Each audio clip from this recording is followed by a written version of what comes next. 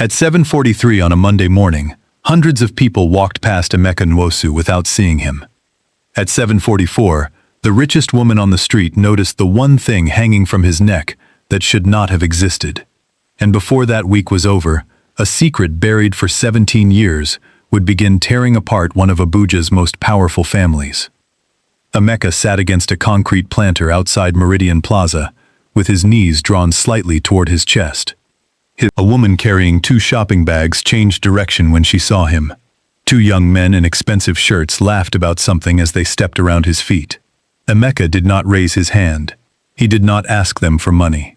He had learned that being ignored hurt less when you expected nothing.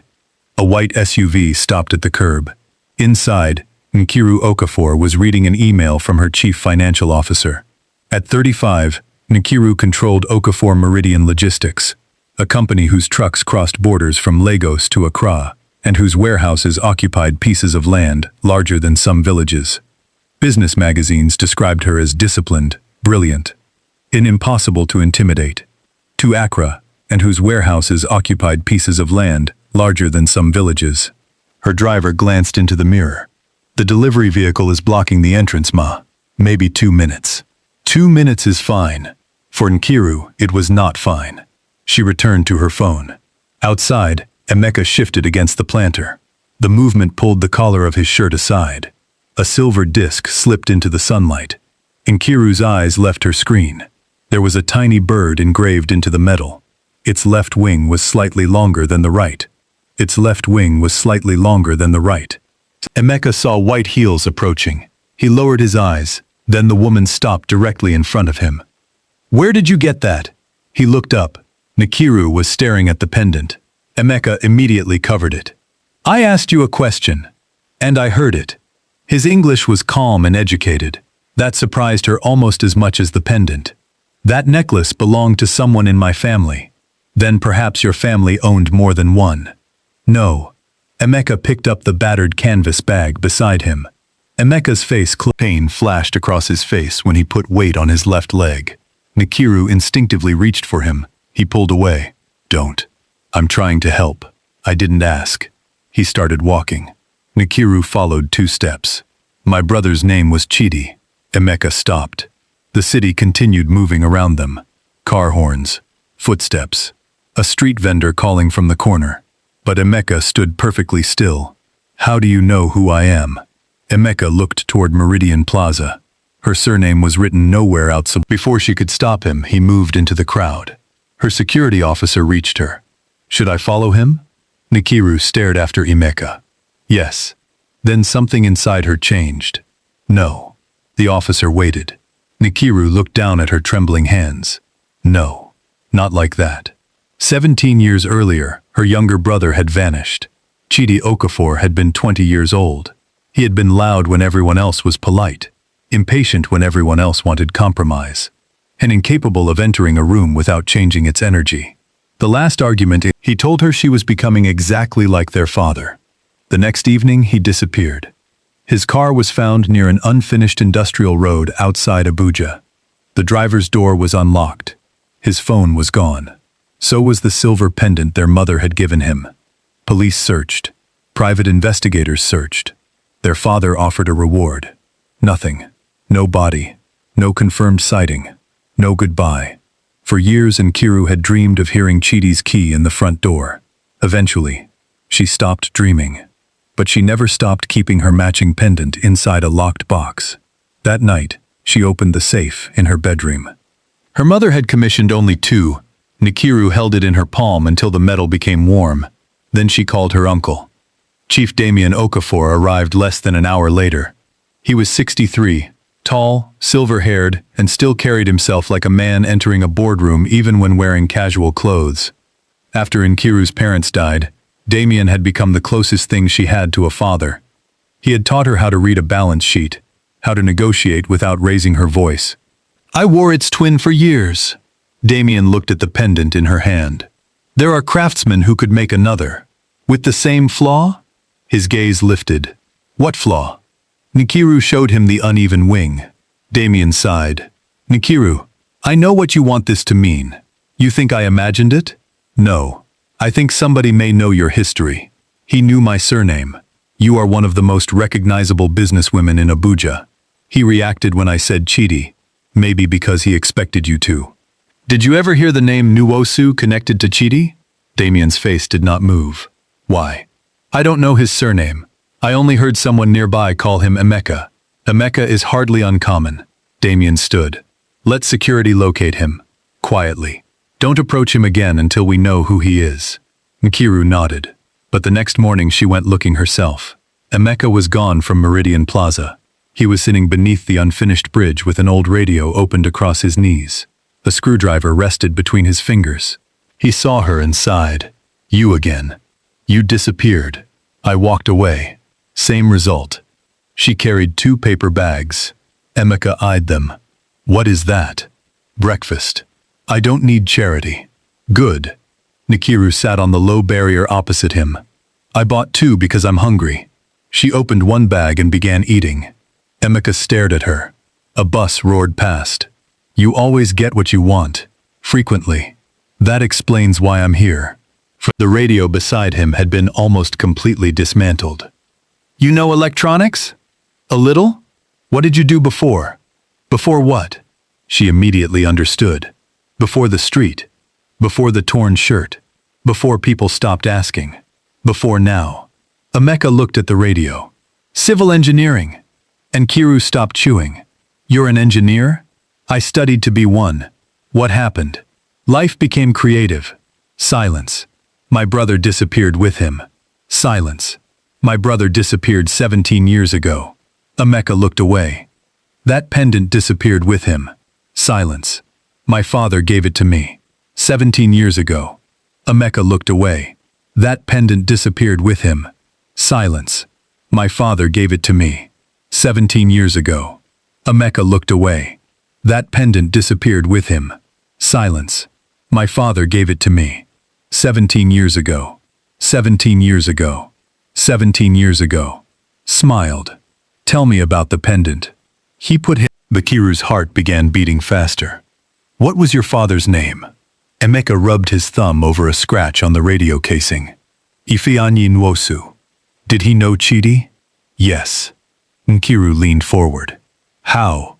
My father surveyed land. For whom? Emeka met her eyes. For companies connected to your family. A chill moved through her. What does that have to do with Chidi? Your brother started asking questions. Answer me. Yes. Her knees weakened. She sat again. When? The night everyone says he vanished. Tears filled her eyes instantly. Emeka looked uncomfortable. Not with her tears, with being responsible for them. Why didn't you tell anyone? I was 22. So my father told me men were looking for him. 3 days later he disappeared too. Nkiru wiped her face. What happened to him? I don't know. You never found out. I spent years trying. Emeka closed the radio. They said they were investigators. They searched everything. Police? I believed so then. And now? I don't.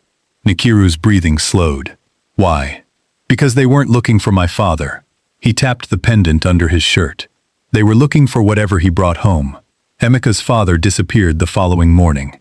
His engineering consultancy was investigated for alleged financial misconduct. Accounts were frozen. Clients vanished. Emeka worked construction while trying to return to school. He eventually qualified through a different program, but his father's name followed him. Jobs disappeared after background checks. Years later, Emeka built a small equipment repair business. For a while, life improved. Then his business partner emptied the account and vanished. A workplace accident injured Emeka's leg. Rent accumulated. 1 month outside became 6. 6 became 18.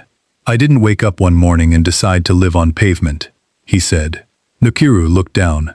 I didn't wake up one morning and decide to live on pavement, he said. Emeka studied her. You believe me? I believe the pendant. That isn't the same thing. No. She stood. But it's enough to start. They drove to Gwagwalada that afternoon. Emeka sat in the back of Nkiru's SUV, as though the leather offended him.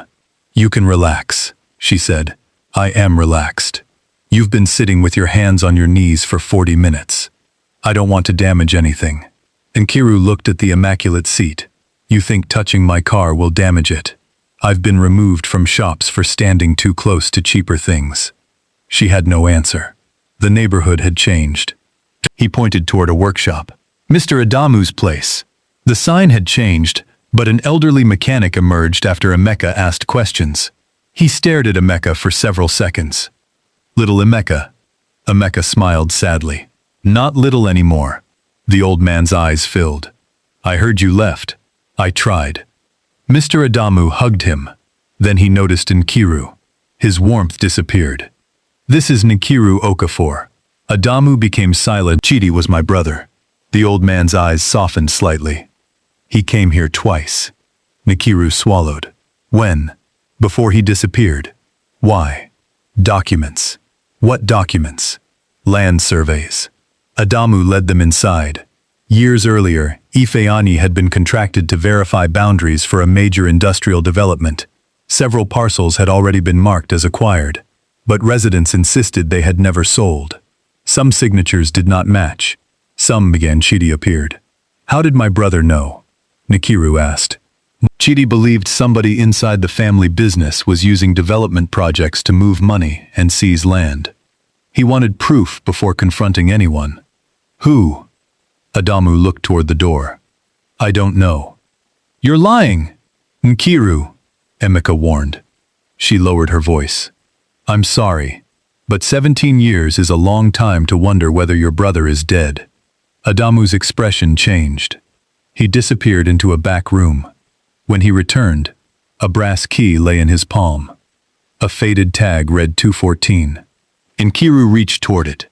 Adamu closed his fist. One more thing. They waited. Men came after Ifeanyi. Who? 3. Police? No. How do you know? One worked for your family. Nkiru felt the room tighten. Who? Adamu shook his head.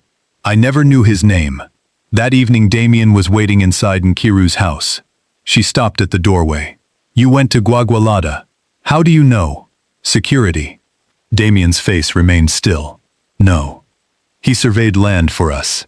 We employed hundreds of contractors. Chidi met him. That produced the smallest pause. Nkiru saw it. Did you know? No. Did Chidi investigate land acquisitions before he disappeared? Damien walked toward the drinks cabinet. Your brother was angry in those months. That isn't what I asked. He fought with your father constantly. Damien immediately softened. I watched what losing Chidi did to you. I watched what it did to your mother. I will not watch a stranger reopen that wound because he has an old necklace. What? I never told you what kind of necklace it was. His expression remained controlled. Nkiru, I knew the pendants. Your mother showed them to everyone. Plausible. Completely plausible. Still, something had changed.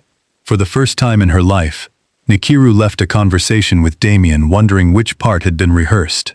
The brass key led to a storage facility near Kubwa. Unit 214 should have been abandoned 16 years earlier. Instead, its account remained active. Inside stood a rusted metal cabinet and one wooden chair. Nothing else. The first drawer was empty. So was the second. In the third, they found a brown envelope. Nkiru opened it. Survey photographs. Copies of deeds. A cassette. Then a photograph slid onto the floor. Nkiru bent down. Her breath stopped. Chidi stood beside Ifeanyi. Chidi looked thinner than she remembered.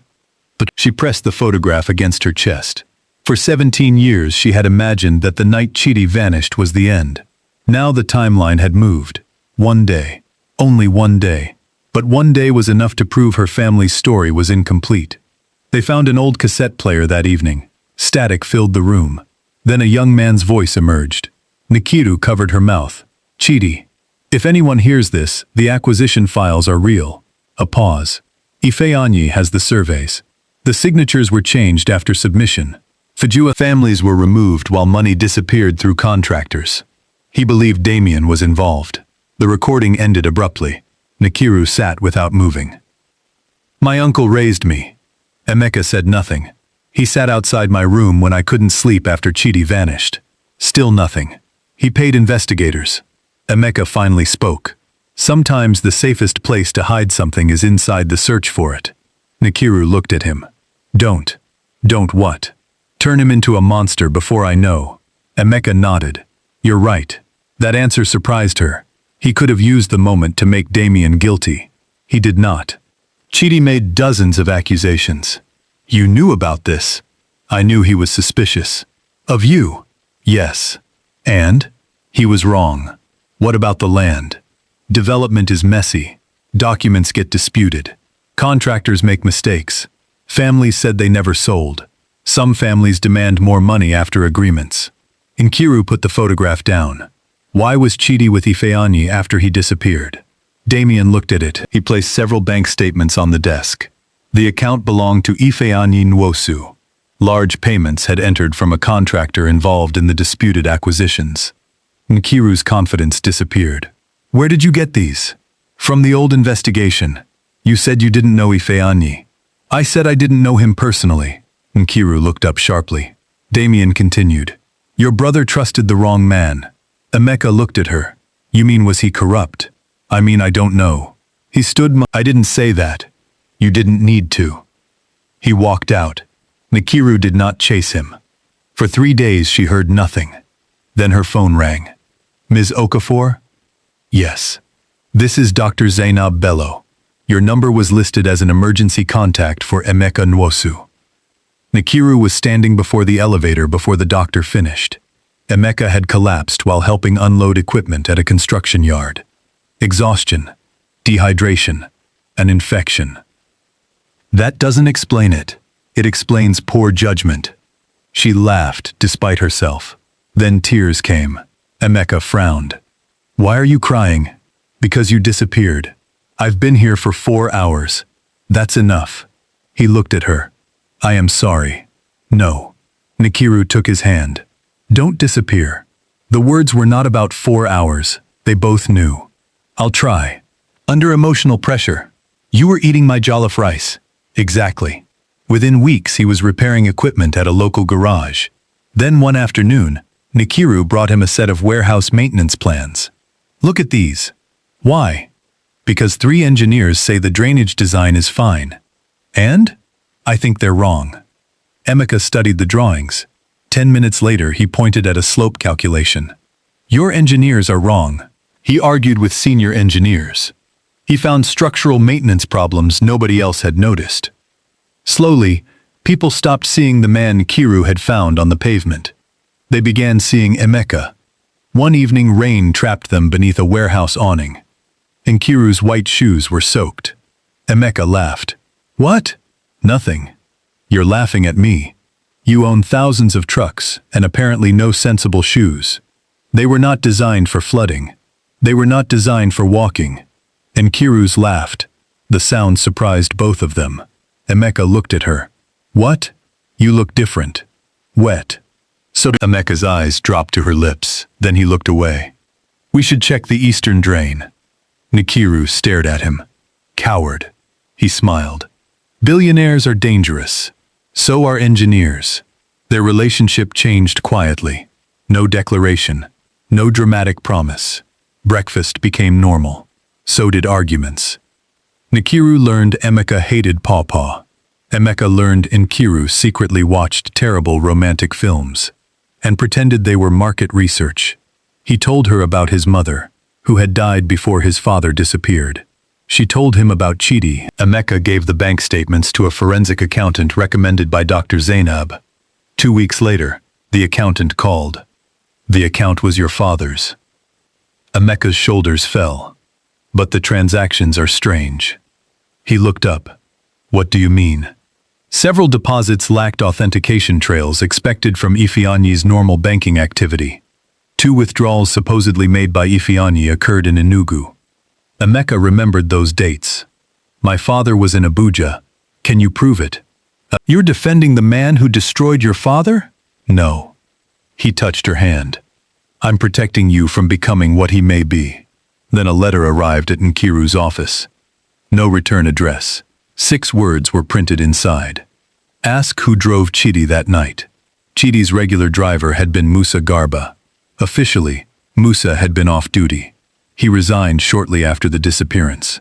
They found him near Kaduna. At first, he refused to meet. They found him near Kaduna. At first, he refused to meet.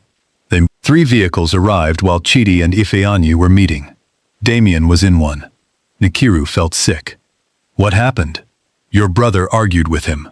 About the land? Yes. Did Damien hurt Chidi? Musa hesitated. He struck him.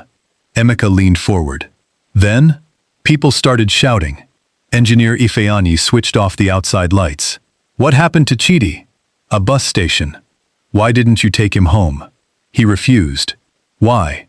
Chidi planned to leave Abuja temporarily. Ifeanyi would secure the evidence. Then Chidi would return. Why didn't he? Musa lowered his head. Your father found him first. Nkiru felt the room tilt. My father? He called Chidi. How? I don't know.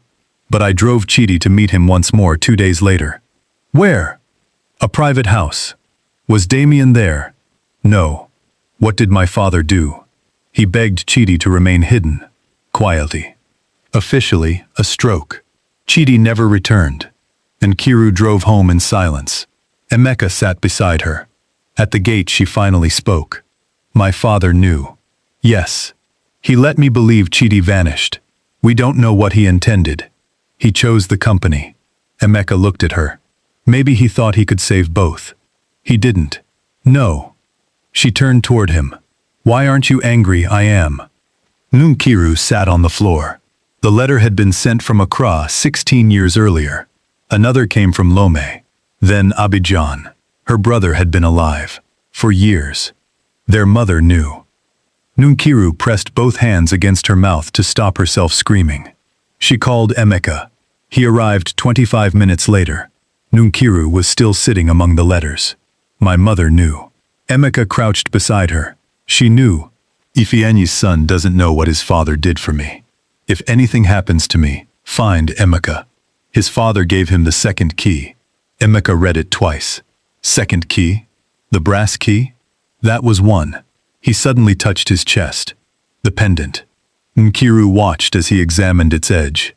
A narrow groove ran around the silver disc. Emeka inserted his fingernail. The pendant opened.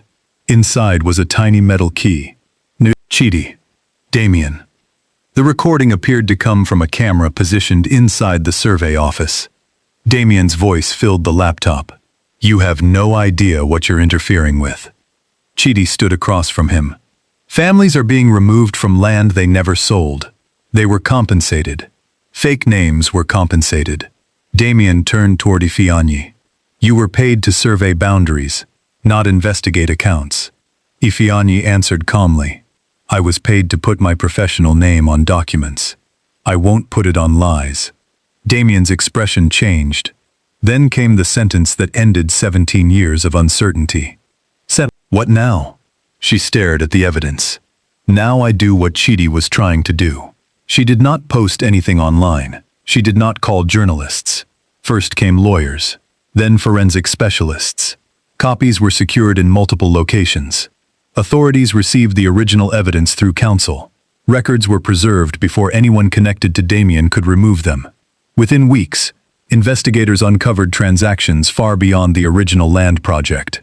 Shell contractors, inflated acquisition costs, payments routed through accounts belonging to consultants who never authorized them.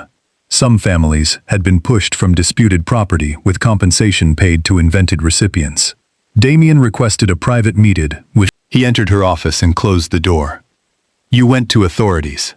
Yes. You could have come to me. I did. Nkiru. You lied. Damien sat opposite her.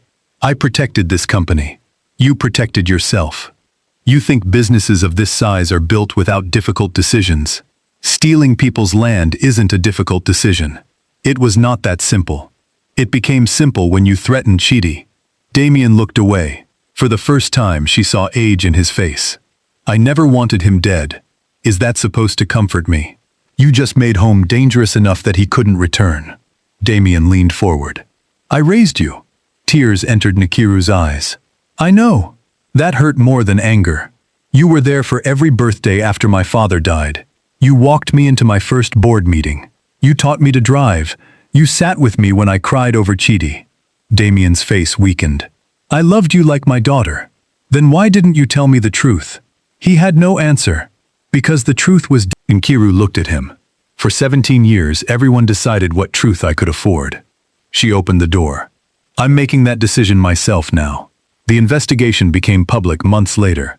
Nkiru issued a statement acknowledging historical wrongdoing and announcing an independently managed restitution process. Several directors resigned. Investors panicked. The company's value dropped. Commentators called her brave. Others called her foolish. Nkiru ignored both. Damien and several former associates were charged with financial and property-related offenses. Yet one question mattered more to Nkiru than all the others. Where had Chidi's letters stopped? Abidjan. 13 years earlier, Nkiru and Emeka traveled to Côte d'Ivoire. They followed addresses from old envelopes. One building had been demolished. Another landlord had died. At the third address, an elderly Nigerian teacher, named Mrs. Beggar, covered her mouth. Chidi, Mrs. Beggar. And Nkiru knew before she answered. Chidi had lived quietly in Abidjan under another surname. He worked with a small organization helping communities document property boundaries. He spoke little about Nigeria. He kept one photograph beside his bed. Nkiru's. He talked about you, Mrs. Ibire said. What did he say? That his sister was stronger than she knew. Nkiru began crying. What happened to him? An illness, sudden, severe. Inside was Nkiru's photograph. And Nkiru opened it. Nkiru, if this reaches you, then I waited too long. I kept telling myself I would return when everything was safe. Then months became years. I was angry at Dad for choosing the company over truth. But somewhere along the way I did something similar. I chose fear over coming home.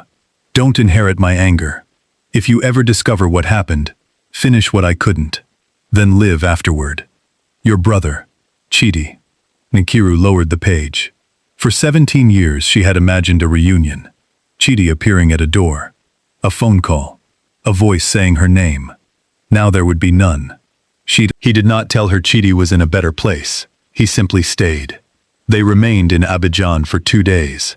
On the second evening, Nkiru sat beside Emeka, overlooking the city. I don't know what happens now. You go home. To what? Your life. My brother told me to live afterward. He sounds intelligent. He was annoying. Emeka smiled. So are you. She looked at him. Emeka. Yes? You had information I had spent 17 years looking for. That isn't what I mean. I know. She moved closer. I didn't fall in love with you because you needed help. Emeka looked at her. I fell in love with you because you kept telling me no. That seems unhealthy. And because when you had every reason to hate my family, you kept asking for evidence instead of revenge. He was quiet. And because you make me laugh when I want to break things. That is a professional service. Nkiru smiled. So invoice me. Back in Nigeria, Emeka completed the professional requirements needed to return fully to engineering work. Nkiru offered him an executive position. He refused. You enjoy rejecting me. Very much. What do you want? Emeka thought about his father. The families whose documents had been falsified. People who lost homes because they could not afford experts. A place where ordinary families can get surveys done properly. Nkiru understood immediately.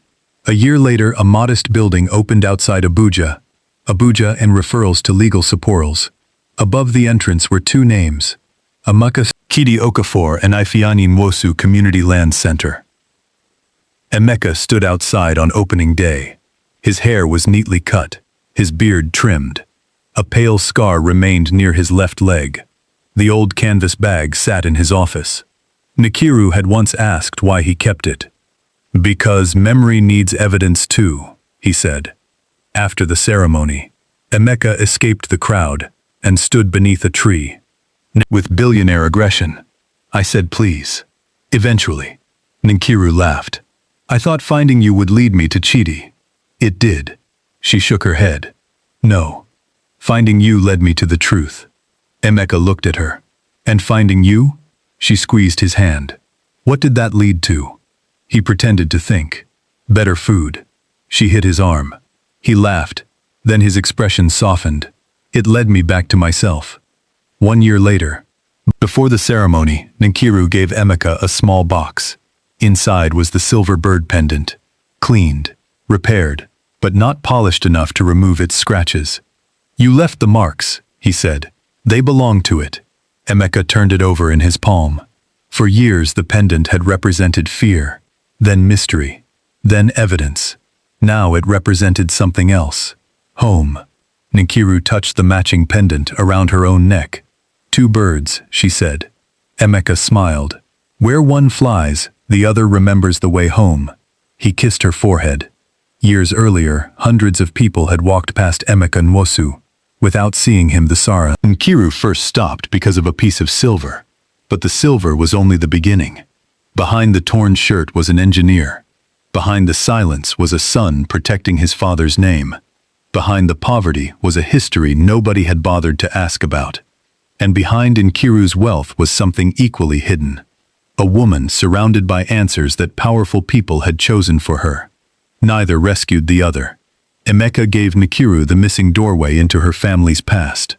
Nkiru gave Emeka an opportunity to rebuild, but he chose what to build with it. Chidi lost years because he feared returning home. Ifeanyi lost his name because evidence was easier to bury when the man carrying it had no power. And Emeka almost disappeared into the same silence. But truth has a strange habit. Sometimes it survives in court records, sometimes in letters, sometimes in an old storage unit, and sometimes it hangs from the neck of a man everyone has decided not to see. Nkiru lost money. She gained sleep. Emeka never became interested in luxury. His greatest indulgence was a restored old motorcycle he insisted he could repair himself. Nkiru hated it. "You own a perfectly good car," she complained. "You own a perfectly good pair of sensible shoes." That is unrelated. It is exactly related. Their arguments became family jokes. Years later, children from nearby communities would visit the land center and hear why it carried two men's names. Most never knew how close those names had come to disappearing. And Nkiru finally understood something Chidi had tried to tell her when they were young. A family name is not worth protecting if protecting it requires sacrificing the truth. Real legacy is not what people are afraid to say about you. It is what remains when they are finally free to speak. The billionaire had stopped for a man everyone else ignored. She thought she was chasing the mystery of her missing brother. Instead, she discovered the truth about her family, the courage to dismantle a lie, and a man whose dignity had survived circumstances designed to erase it. And eventually a life neither of them had expected. The silver bird had spent 17 years carrying a key, but the most important thing it unlocked was not the steel box hidden behind a cabinet. It unlocked the truth. And once that truth was free, nobody, not wealth, fear, reputation, or 17 years of silence, could put it back.